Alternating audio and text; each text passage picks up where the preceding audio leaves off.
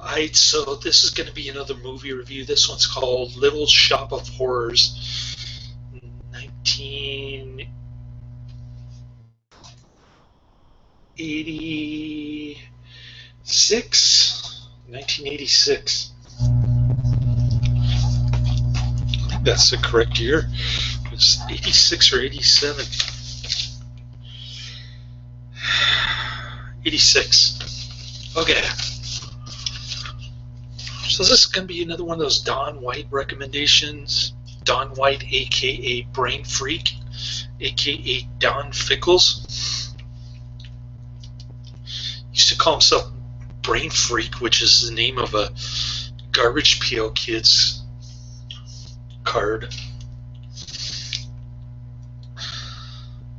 It's no coincidence that he has the Garbage Pail Kids movie in his DVD collection. Now he calls himself Don Fickles, the leader of Clown Sec. If you Google Don Fickles, you pull up all kinds of interesting stuff. Supposedly he got permanent face paint. He looks nothing like Don White. I think it's a Photoshop, if you ask me. Although I haven't seen Don White since 2011 when he was playing in a band called Strangling Marilyn.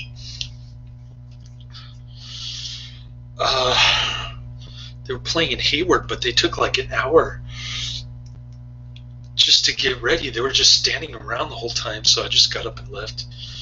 I was in my business suit, so it was kind of wrong attire for that kind of venue anyway.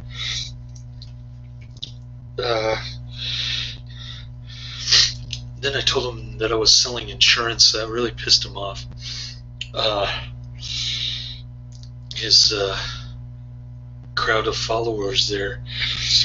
I don't even know if Strangling Marilyn was still around. I always liked Brain Freak, though. They had better sounding, noisy type music. It was just a one-man show, Don White, kind of doing his solo noisy thing.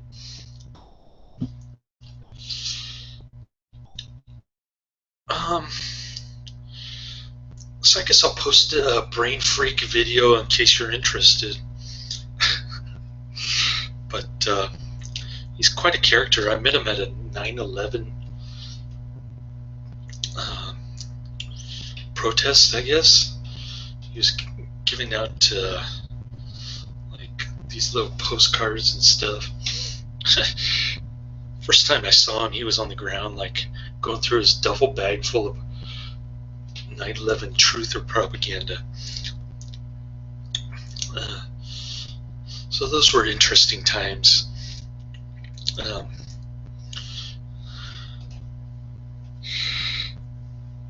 Anyways, enough about Don White. This is going to be a remake of the 1960 Roger Corman classic. Was it Jack Nicholson? Did I say Jack Nicholas? I was thinking of the golfer. Jack Nicholson's film debut in 1960. Corman said he shot it in 2 days. And it's actually a better flick than this one. Not a great flick by any means, but for a low budget bad movie, I'd say it's pretty good. For an over budget good movie, I'd say this is pretty bad. I'd give it 2 out of 5 stars. It's not really a remake. It's kind of an extension of David Geffen's Broadway hit play by the same name. It has a happy ending, which I hated. The only good part was when the man-eating plant was eating that dumb blonde. I wanted I really wanted him or her to finish her off. And by the way, the plant name is Audrey too, but she talks like a man. I guess it's one of the Four Tops voices. One of the singers from the Four Tops does the voice of the man-eating plant. So basically about this guy Seymour, played by Rick Moranis, who's living in Skid Row. Looks like Detroit nowadays, I guess. He's working for this failing flower shop owner. The owner is about the only decent actor in this movie, by the way. At least in this movie.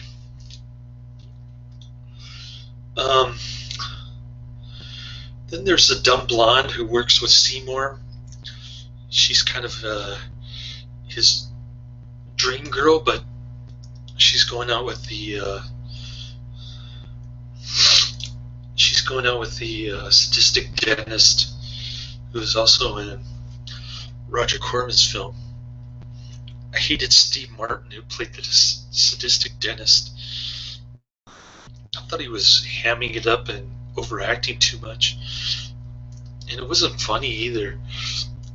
Like, he enjoys inflicting pain on his patients.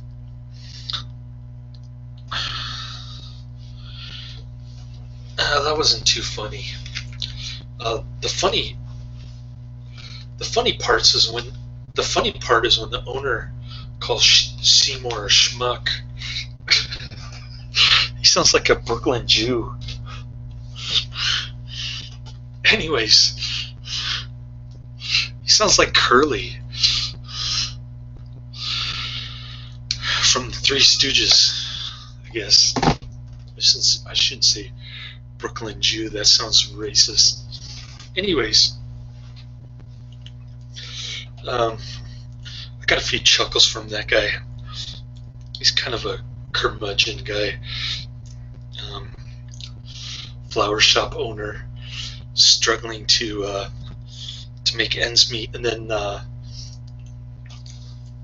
Seymour discovers Audrey too. He names the plant after his dream girl, the dumb blonde, who was thoroughly annoying. Seriously, I wanted that plant to eat her so bad, but it ended up being a happy ending, which sucked. Would have been much better if the plant had eaten both Rick Moranis and the dumb blonde, whatever her name is, Audrey. So Audrey 2, the plant, comes about when just by chance Seymour is walking down the street, and he bumps into the exotic Chinese plant shop, I guess, and then this beam from outer space hits the plant shop, and there's Audrey 2 from outer space. So Rick Moranis picks him up. He's got to figure out how to save the dying plant because it needs blood or something. So he pokes his finger in and the plant starts snapping at it or something. So he starts cutting up his fingers and dripping blood inside the plant. And then he puts it on the windowsill, and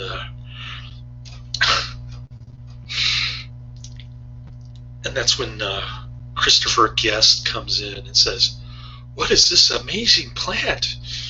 He looks like he's on cocaine or something. All of these people look like they're on cocaine. And yeah, he's got the dilated eyes and bug eyes and stuff. Only thing's missing is the grinding teeth, I guess.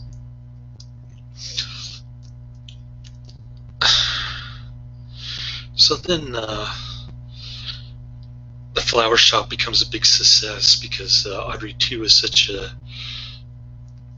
carnival type attraction for the shoppers.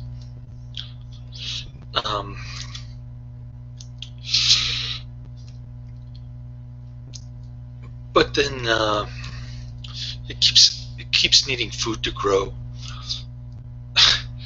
So Seymour chops up the blondie's boyfriend. Looked like a pretty gruesome off-camera stuff. That was about the only decent scene between the flower shop owner cracking those funny one-liners and slang talk. That was the first good scene. The second good scene was him chopping up Steve Martin. Seymour was chopping up Steve Martin to feed Audrey 2. That was the second good scene. And the third good scene was when the plant was eating the dumb blonde. I just wish the plant would have finished her off for good instead of like having her legs hanging out of her mouth, that kind of thing. I guess it's all puppet work. Frank Oz was the director. I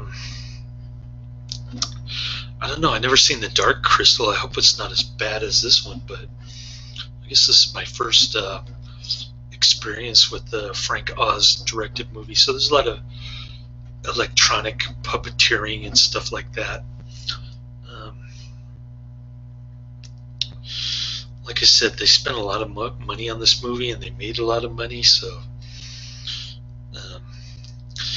I guess the only difference between this one and the Broadway play is that there are some scenes outside the flower shop, obviously,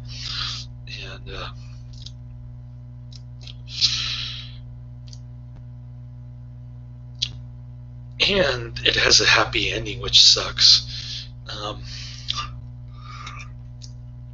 I hated the Rick Moranis character in The Dumb Blonde.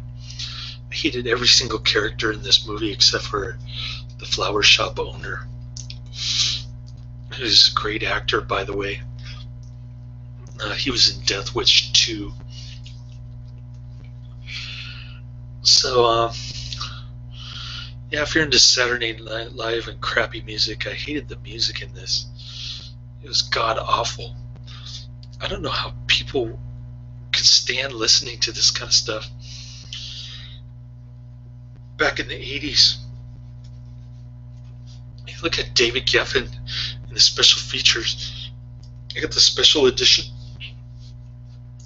from Netflix. He looks like a gay preppy. I guess he was, now he's one of the richest guys in Hollywood. He spent a lot of money on Bill Clinton and Obama, although he had a falling out with Bill Clinton over Leonard Peltier pardon. That never happened.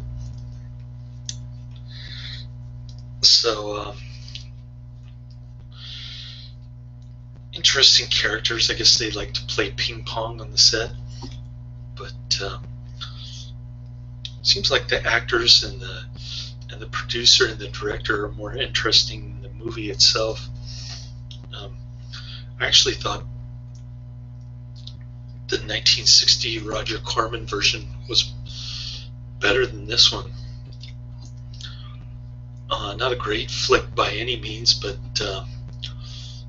still pretty good. I mean, it was enjoyable for the most part. Some parts were kind of annoying and boring, but I don't know. I think I like the black and white flick better. So this is my first movie that Don White recommended to me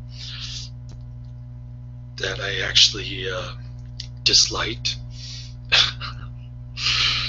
But it's not surprising considering that he has the Garbage Pail Kids movie in his movie collection.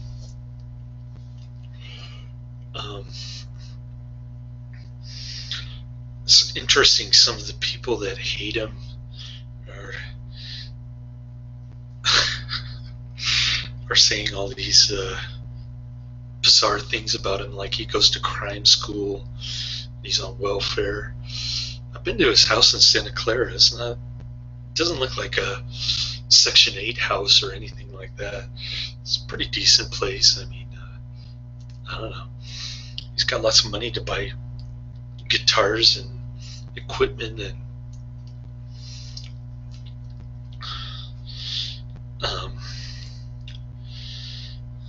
he's got all these toys and movies and stuff. I find it hard to believe that he and his wife are on welfare. He lost his job as an engineer. He's got mental problems. I find that hard to believe. Seems like a pretty intelligent guy, seeing as how he used to be an engineer. I don't know what he's doing now, but I don't know. If you just Google Don Fickles, you'll see what I'm talking about. All these weird accusations against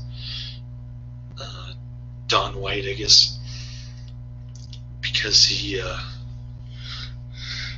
likes to have social media confrontations with people. So God only knows if it's true what they're saying about him. I find it kind of hard to believe, personally. It seemed like the guy had a lot of dough, working as an engineer.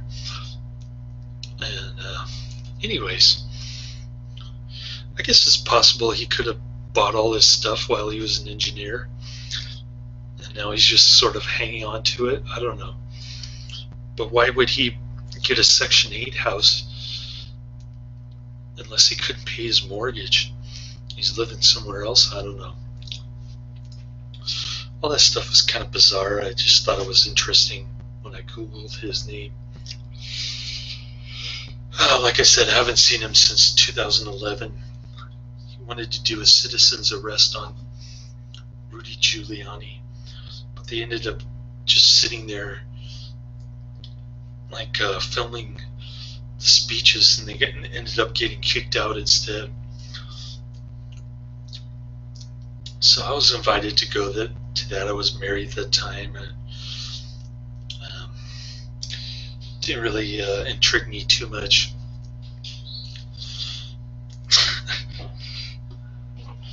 Anyways, enough about Don White. So after Steve Martin, the flower shop owner witnesses Steve Martin getting hacked up and eaten alive. So he tries to call out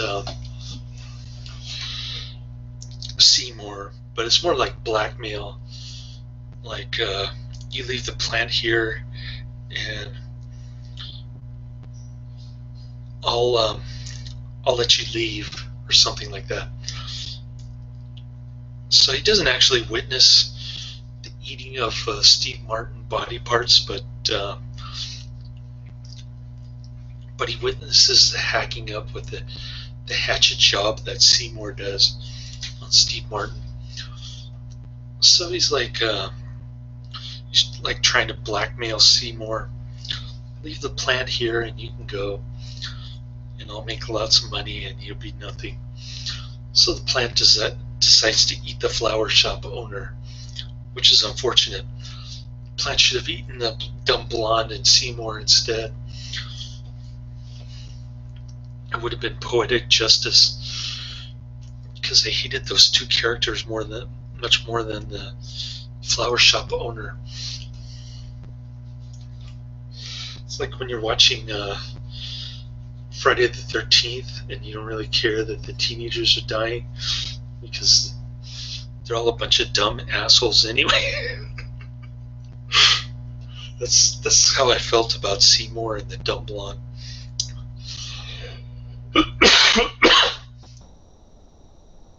Yuck. actually want them to die. You're like cheering for the killer almost, which is kind of mean, but it's a movie, so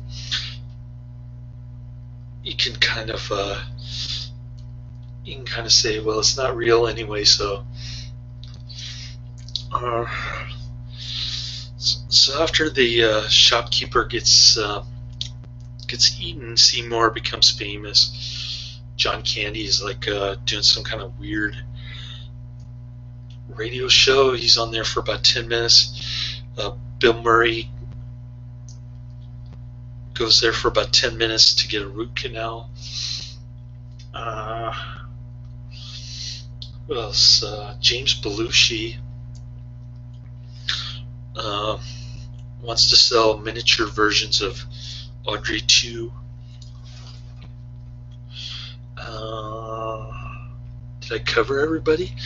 It's just about all the famous actors in this one. A lot of the Saturday Night Live types. The comedians who played in a lot of movies during the 80s. People like John Candy, Bill Murray, Steve Martin.